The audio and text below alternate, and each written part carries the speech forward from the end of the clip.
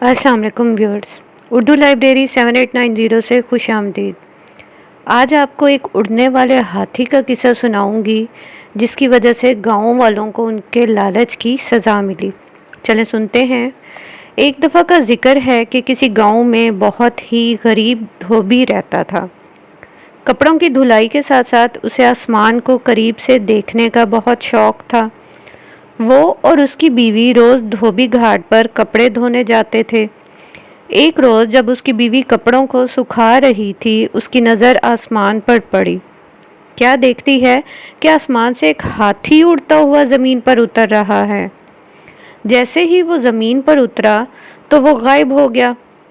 2-3 रोज़ तक वो दोनों यूं ही हाथी को ज़मीन पर उतरता देखते रहे। उन्होंने फैसला किया कि कल वो इस हाथी पर नज़र रखेंगे कि हाथी ज़मीन पर क्यों उतरता है और फिर गायब हो जाता है। आखिर ऐसा क्यों है? अगले दिन दोनों शिद्दत से इस हाथी का इंतज़ार करने लगे।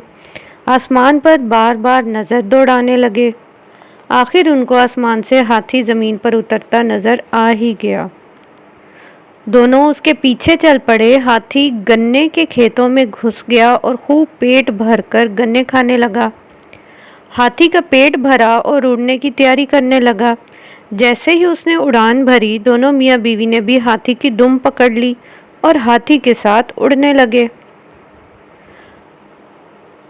हाथी आसमान की बुलंदियों को पहुंचा तो धोबी क्या देखता है कि एक पहाड़ हीरे सोने के जवाहरात से चमक रहा है।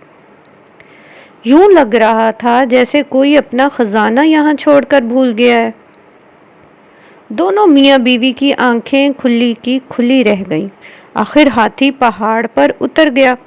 दोनों मियाँ बीवी भागकर सोने पर टूट पड़े और ज़्यादा से ज़्यादा सोना इकट्ठा करने लगे। रात के बढ़ते अंधेरे से परेशान होने लगे। उन्होंने सोचा कि सुबह होते ही वो हाथी की दुम पकड़कर ज़मीन पर उतर जाएंगे। आखिर सुबह हुई और वैसा ही किया। ज़मीन पर उतरे और अपने घर की तरफ रवां दवां हो गए। एक गरीब धोबी जो रोज़ बरोज़ अमीर होता जा रहा था, उसको देखकर सारा गांव हैरान और परेशान हो गया कि अचानक ऐसा क्या हुआ कि धोबी इतना अमीर हो गया। गांव के लोग धोबी के पास आए और उसके यूं अचानक अमीर होने का राज पूछने लगे। धोबी ने उनको कुछ ना बताया। एक दिन धोबी किसी काम से शहर से बाहर निकल गया। इस बात का फ़ायदा उठाते हुए उनकी हमसाई धोबन के पास आई और बातों बातों में खजाने का राज उगलवा लिया। रात को जब धोबी वापस आया, धोबन ने सारा माजरा बताया। धोबी को अपनी बीवी की इस हरकत पर बहुत गुस्सा आया, मगर अब बात हाथ से निकल चुकी थी। सुबह सारा गांव धोबी से मदद मांगने आ गया कि वो उनके साथ खेतों में चले और हाथी के साथ खजाने तक पहुंचाने में उनकी मदद करे।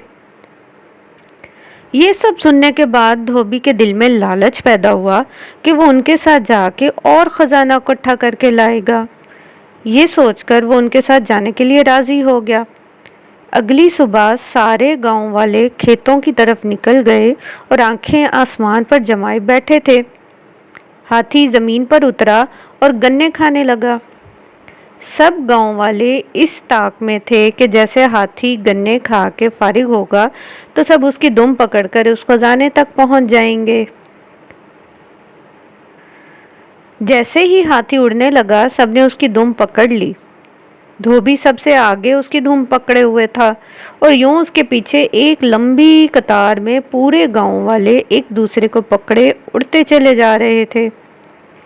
सब गांव वाले आपस में बातें करने लगे कि वहाँ इतना खजाना होगा, हम सब लेकर आ सकेंगे। किसी ने कहा, खुद से सोचने से अच्छा है कि हम क्यों ना धोबी से पूछ लें। एक गांव वाले ने पूछा कि वहाँ कितना सोना है।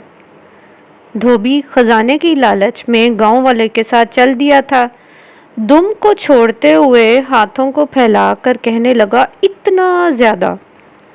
ये कहने की देर थी कि सब के सब ज़मीन पर गिर पड़े और हाथी मज़े से आसमान में अपनी उड़ान भरने लगा और गांव वालों को उनके लालच की सज़ा मिल गई।